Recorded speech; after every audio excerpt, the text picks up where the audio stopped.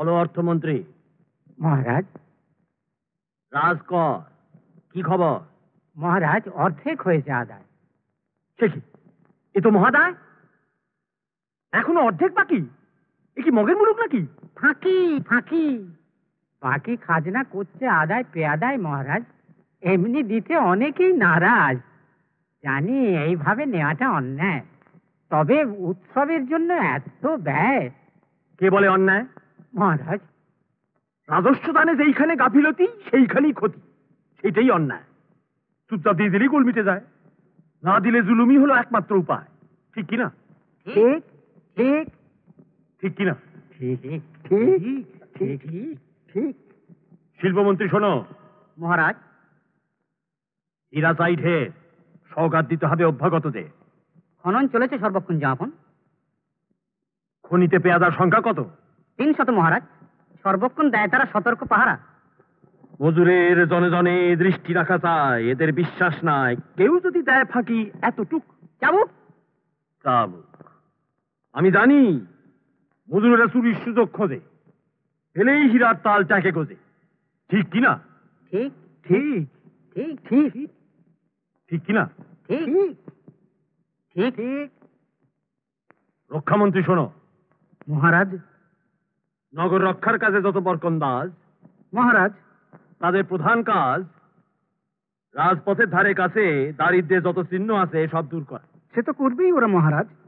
নগরে যা কিছু দৃষ্টিকটু সব মুছে দিতে পেয়াদারা যথেষ্ট পটু। প্রথম দর্শনে বাইরের কারুর মনে সন্দেহের উদয় মোটে বাঞ্ছনীয় নয়।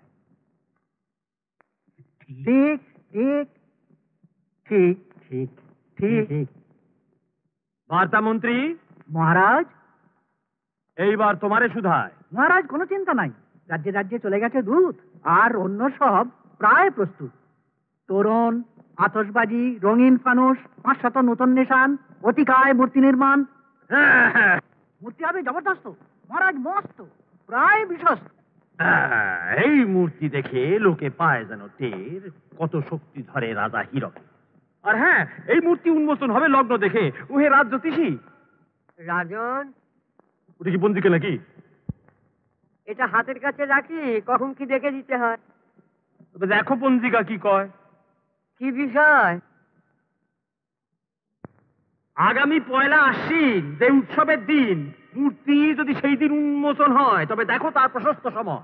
কার মূর্তি রাজন? কি শুনলে এতক্ষণ? এত আলোচনা, আর কার মূর্তি সেটাই জানো না? জটিল গণনা, তাই অন্যের কথাবার্তা সব হয় না শোনা। মহারাজ, মূর্তি কার সেটা জানা দরকার। মূর্তি আমার। উন্মোচনের লগ্ন দাও দেখি বার করে। যদি আপনার হয় তাহলে লগ্ন আছে, রাত্র দিগ্রহণ। মধ্যরাতে? শাস্ত্রের মধ্যে ক্ষতি নেই তাতে। ক্ষতি তো আমার, লোকে মূর্তি দেখতে এসে দেখবে অন্ধকার। হীরক রাজের কাছে যদি ধরা হয় সরা, তবে রাত হবে দিন। এর এমন কি কঠিন? লগ্ন তো সম্রাটের হাতে, পঞ্জিকা কি বলে কি এসে যায় তাকে। তাহলে জেনে রাখো সবে, বেলা দ্বীপ্রহরে মূর্তি উন্মোচন হবে। ঠিক কিনা? ঠিক ঠিক ঠিক ঠিক। আর হ্যাঁ, ওই উৎসবের দিন থেকে হীরকাব্দ শুরু, বুঝলে রাজ জ্যোতিষী? ওই উৎসবের দিন থেকে হীরকাব্দ শুরু। আপনি যা বলেন, আপনি গুরু। আর সব অব্দ মুছে ফেল। তাতে কি আর এসে গেল? গ্রহ নক্ষত্র কিছু মুছে ফেলতে হবে কি? তুমি নিজে কাজ করো দেখি। যাজ্ঞে মহারাজ।